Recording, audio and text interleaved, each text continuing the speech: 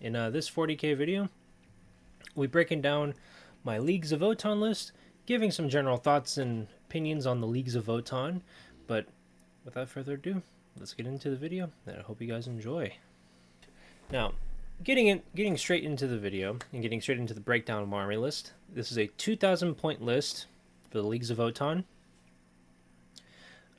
Standard game size that my friends and I play within our group. This is 2,000 points. Occasionally we play less than 2,000, but it usually never goes less. It never goes down to 1,000 points. It's either 1,500 or 2,000. Standard is 2,000 points. Pretty normal for, I'd imagine, most games of 40k. Moving on into Detachment. This is a brand fast Oathband detachment. So this is the transport focused detachment that gives your infantry units sustained hits 1 if they're within 6 inches of a Leagues of Votann transport. Now, excuse me, I'm sorry. Overall, have had really fun experience with this detachment so far. In my more recent game that I had last night with my friend Brody, where he was playing Emperor's Children and I was playing Leagues of Votann.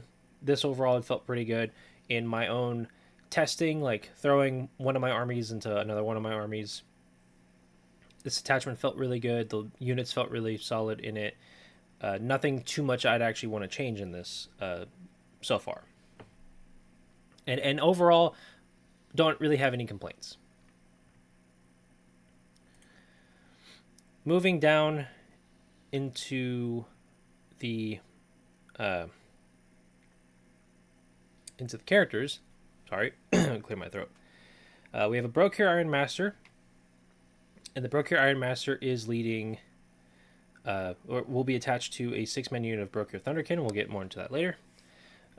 He has the Trivarg Cyber Implant, which, when in the shooting phase, when the unit is selected to shoot, if they disembark from a transport or if you spend 2 yield points until the end of the phase, the Bears unit has sustained hits too. Really solid. This is really, really good, especially with the conversion beamer weapon profile for the Thunderkin. Being able to crit on 4s with lethal hits and sustained hits too, very solid, and that does blend things. Next off, we have a Call. Now, this Call has no enhancements. He has a teleport crest for Deep Strike, and he's attached to a unit of 10 Hearthguard. We'll go more into that a little bit later. And then lastly, for characters, we have a Memnir Strategist leading a unit of melee weapon Steeljacks. Mid-board skirmishing unit. The overall intent and goal is to have the Memnir Strategist be the guy who sits on the objective with his Steeljacks, and that way I can get the use out of his ability, which allows me to gain or spend, 1 additional yield point. And of course, his predictive guidance ability is really useful. Although I use melee Steeljacks, being able to overwatch for free is still really substantial, even if the Steeljacks are firing bolt guns at stuff. Moving away from characters and down into Battleline, we have 1 unit of 10 Hearthkin Warriors. 7 of them, or 8 of them, are equipped with ion blasters. 1 is equipped with a high-las auto rifle, and another is equipped with the high-las rotary cannon. My main thought process of equipping these 2 weapons is they both have similar ranges, 24 inches of range. In total volume of attacks, it's 9 attacks when combining both weapons. Yes, the rotary cannon hits on 5s, which is unfortunate, but I don't really think of that as a genuine issue, especially if we're considering the unit attacking something while the enemy unit that they're attacking is on an objective and you're in hostile acquisition, or if you're in fortified takeover, you're getting a +1 to hit if that unit of your Votann is on an objective. Overall, this isn't bad. Same strength between these 2 profiles, same AP, same damage. The keywords are different, obviously. But overall, like, this unit, it's felt pretty good. They've actually been quite tough. I've not really had too many complaints and criticisms with this unit. Granted, I'm still getting used to playing an army like with the Votann, experimenting with them. I'm not used to playing an army that has one wound for their like a good deal of their stuff, or 4-up saves or worse. But moving away from Battleline and into Infantry proper, we have 3 units of Brokir Thunderkin, 1 6-man unit. This is the unit that's led by the Brokir Ironmaster, and then 2 3-man units. Each of these are all equipped with conversion beamers, and it's for the same general thought process of the conversion beamer is really scary. Because if you happen to shoot anything at 12 inches or further, so long as it's within range and you have line of sight, you are critting on your fours. So you're critting with lethal hits. AP minus 2 is pretty solid. Yeah, the strength is whatever, but if you're critting on fours with lethals, the strength sort of doesn't matter. Your AP and damage is what matters most. And what I have found with this is you are able to just shred through pretty much anything, whether it be infantry, elite infantry, transports, vehicles. These guys, whether it's the 6-man brick like this with a leader, or it's the 2 3-mans by themselves, this is overall really, really, really lethal. It is slow, and they're not necessarily the hardest thing to kill. I mean, they're T6 bodies, 3-up saves, 2 wounds. Excuse me. So if anything does 2 damage or has high volume of attacks and is 1 damage each, you're probably going to end up picking up these models and getting them off the board. So moving away from the Thunderkin, we have the unit of 10 Hearthguard. These guys are led by the Cull. The overall thought process, drop these guys in as a deep strike brick, and I have found from doing that, from my own experience doing that, they are very scary. Their shooting with their Edikarn plasma guns is nothing to laugh at. If you can deep strike them within 9 inches of something and light that thing up, you're looking at 20 plasma gun shots hitting on 3s, and depending on if you're in hostile acquisition or not, that's potentially hitting on 2s. And if led by a Call, which in this case they all have lethals. So you're re-rolling hit rolls of 1 against the eligible target with their shooting. You're hitting on 2s. You're critting on, or you're getting lethals on 6s. Like that, this brick is really solid. With the plasma guns, the grenade launcher, I haven't had too much success with it, but it's mostly because I've been firing it into Space Marine bodies. So you're looking at wounding on 5s, no AP, damage 1.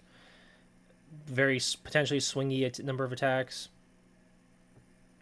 So nothing to write home about with the grenade launcher, but the plasma guns that they have are very scary. And then, of course, their concussion gauntlets, they're just power fists. They're power fists that have 1 less attack. There's nothing much more to say other than just they're Space Marine power fists. Moving away from the Hearthguard, we're going to go down to the Jaegers. I have 2 units of 10 Jaegers. The use case I have for these guys is I split them into 2 units, or 4 units total of 5 Jaegers with the 2 Capricus that I have in my army, and I'll go over bring those up later. And I use them for your standard infiltrate secondary objective guys.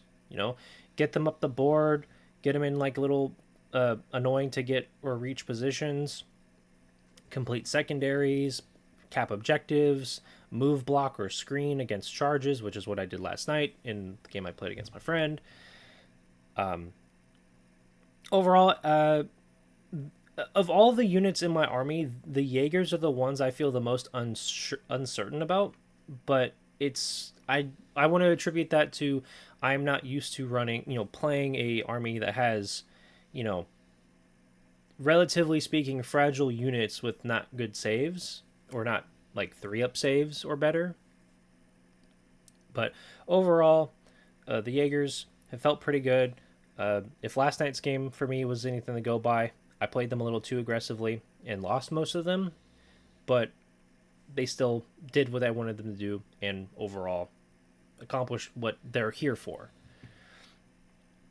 And lastly, for infantry, in the army. We have a unit of 6 Ironkin Steeljacks with melee weapons. They are led by the Memir Strategist. Their purpose in my army is to be a mid-board objective sitter and, a fighting brick. And if if last night was anything to go by, these plasma swords are very scary. Each of these guys making 6 attacks, hitting on 3s, strength 6, AP 2, damage 1, or sustain hits 1. They're going to kill Space Marines. They're going to be very lethal. If a full unit of 6 of these guys can attack something, that's 36 attacks. And depending on if you're in hostile acquisition or if you're in fortified takeover, you're looking at them hitting on 2s instead of 3s. So, yeah, these guys are very, very lethal, in my opinion. If I had to complain about anything or gripe about anything, I wish that they had damage 2 instead of damage 1. But, that's kind of a non-issue, I'd say, at least in my opinion. And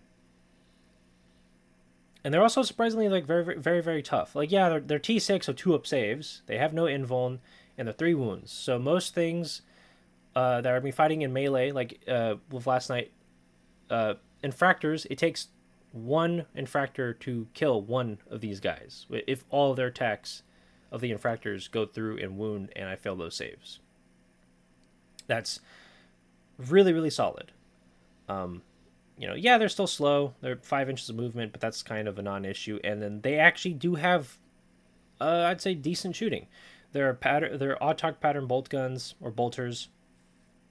They're just your Chaos Space Marine bolters. 2 attacks hitting on 4s, strength 4, AP 0, damage 1. But they have the pistol keyword, so they can be engaged and still just point blank someone in the face. But moving away from infantry, we're moving down to vehicles. I have 2 Hecaton land fortresses. One is used to transport the Steeljacks and Memnir Strategist, and then the other is used to transport the 6-man Brokir Thunderkin unit with the Iron Master attached to them. Both land fortresses have the heavy Magna rail cannon, and this thing is funny. It has killed Lucius in 1 activation. This thing is funny. The twin bolt cannons and Mater autocannon, as my friend Brody has said last night, feel really bad to die or to lose Mauler Fiends to because of effectively chip damage. I've more often than not thrown out my attacks. Most of them miss, or most of them hit, but only 2 of them wound, and then those 2 that wound get through, and then okay, cool, I just did 2 to 4 damage in 1 shooting phase, and then it's his turn and he goes to move, and then Overwatch, and once again you get a little bit more chip damage in, and oops, that Mauler Fiend's down to 2 wounds or some such. It's really funny. Overall really solid, feels really good. Wouldn't really change anything about this. With how I have the land fortresses set up and how I've used them, they've felt pretty solid and have no complaints. And I kind of wish the Land Raider was approaching somewhere as this powerful and capable. And then lastly, we have the dedicated transports. 2 Capricus carriers. Both of these are to split the Jaegers into units of 5. Also to scout up and to get some early board presence. Not too much to complain about or to praise. If there was one thing I could criticize about the Capricus carrier, I wish that it was a little bit tougher, but I do understand that it is a scouting vehicle. It is not meant to be terribly tough and durable, and and its shooting isn't anything great or anything to write home about, but these autocannons are no joke. They do good chip damage. The twin linked is really useful. It was useful with chipping down some of the Mauler Fiends last night. So really, really, really solid. Nothing to complain about, and nothing to be super praising for. But lastly, for dedicated transports, we have the Sagittar. This is to split the unit of Hearthkin warriors that I have into 2 units of 5. Nothing fancy in that regard. Have the have the sorry, excuse me. I have the high las beam cannon equipped on the Sagittar. Overall, this thing is really nice. It's not as tough as like a rhino. I mean, it's approaching the same general toughness as like a rhino and a predator, but it solid shooting from the twin bolt cannon. You know, it's just a good solid heavy bolter equivalent. And then the high las beam cannon as the option I've picked. It's a las cannon, right? That's its closest equivalent is just a las cannon, and it's really solid. I have considered using the missile launcher and the 2 missile launcher option. Not the biggest.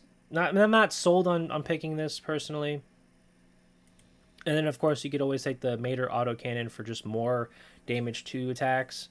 But I feel as though with the Sagittar, it'd just be better to have the high las beam cannon. That way you have more anti-tank shooting or more big anti, just chunky thing for this.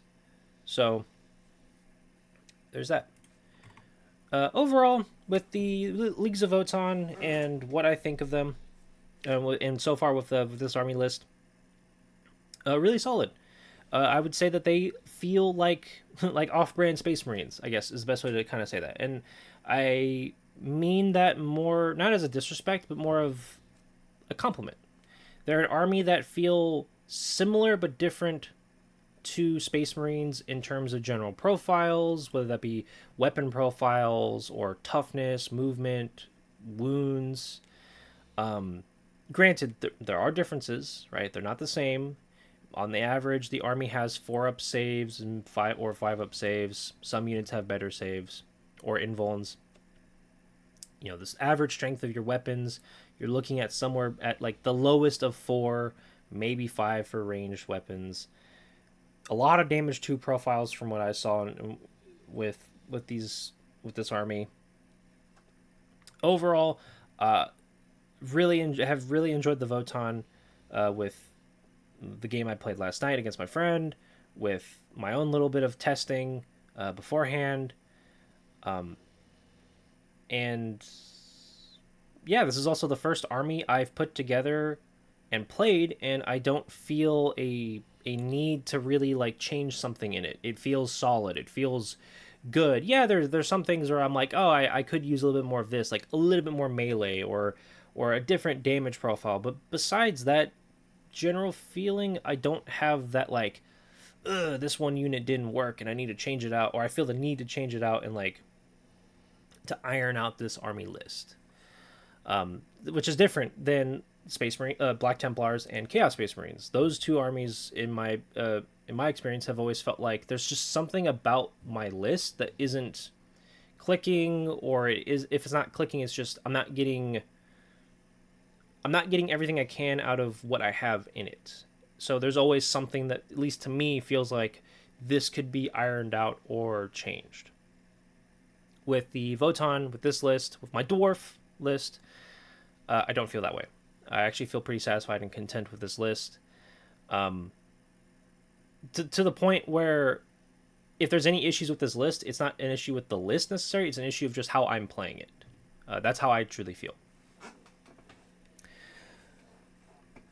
And so we're going to go into showing off my list on Tabletop Simulator. So I will be right back. We will get straight into it once the list is opened up. Alrighty, here we go, guys. We're on Tabletop Simulator now. Had a little bit of technical difficulties, or just some weirdness, but this is how the army looks on Tabletop Simulator. We have the 2 land fortresses, both of them transporting, their respective units that I had outlined in the video. Have the unit of 10 Hearthguard with their call, the 2 units, 3 Broker Thunderkin, and then the 1 6-man over here. The Hearthkin Warriors with the Sagittar, and then the Jaegers with their respective Capricus's. Overall, nothing too crazy. Its deployment is funny because it looks like there's not a whole lot being deployed on the field, but then you realize that, oh yeah, there's just most of the army is in a transport, and don't come out until like turn 2 or some such. And as I said, playing this felt great. Board movement and like navigating things felt amazing. I'd say compared to playing Space Marines, I actually found that the Votann were not as annoying to move vehicles up the board to get into position compared to trying to maneuver a Land Raider or a Repulsor Executioner around, because those are actually quite a bit bigger than a Land Fortress, at least on Tabletop Simulator. But with that, guys, I want to thank you all for watching and listening. Yes, I know I'm not showing off the physical models that I own. I don't own any Leagues of Votann models. I've always been interested in their army, been wanting to give them a try. As I've said before in previous videos, most of my playing of 40k has been through Tabletop Simulator because it is more available and readily accessible for me. It's also not nearly as expensive to want to play 40k. Yes, of course I do want to own. I do want to have the miniatures. I do want to paint them. I do want to put them together and actually have this kind of army list physically present. But as of right now, it's just not really feasible. But once again, I want to thank you all for watching and listening. Feel free to leave. Feel free to comment down below what your kind of experience has been with playing the Votann and playing against them. Have you found a lot of success with Votann? Have you struggled to deal with them? Have you found certain profiles, whether that be the toughness of a certain unit or the kind of damage profile that they do, really annoying and painful? Feel free to let me know in the comment section down below. Once again, thank you guys. Thank you for liking, sharing, subscribing. You don't have to if you don't want to, but it is very much appreciated. And yeah, but with that, guys, hope you're having a great time wherever you may find yourself, whether you're at home, at work, at school, or you're on your way home from either. Hope you're having a great time, and if not, I hope things can turn around and get better. But until the next time, I'll see you next time. Peace.